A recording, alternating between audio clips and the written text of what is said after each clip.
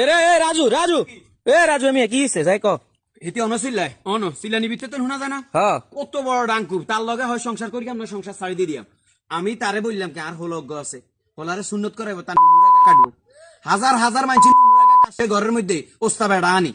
ঠিক আছে তোকে হন কিছুক্ষণ কিছু না হইলে হাসপাতাল লই গেছে ধোলাগারে হাসপাতাল যা কিছু কইনো তুই জানে কইছ থানে শুনছি হাসপাতাল লই জানা হলো আজকে 1.5 মাস এই হাসপাতাল হ্যাঁ সাধারে এটা হয়েছে ইনফেকশন হয়েছে ওটা হয়েছে এটা হয়েছে প্রায় আর 70 থেকে 80,000 টাকা চলে গেছে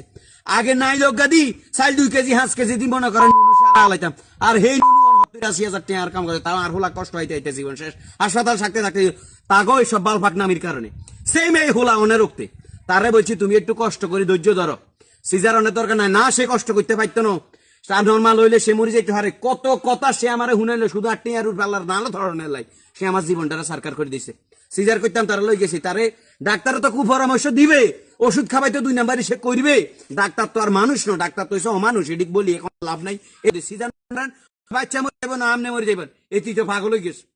কইলাম একটু ধৈর্য ধর হাজার হাজার মা বাপের গরজ নর্মালে বাচ্চা কাচ্চা হয়ে গেছে কত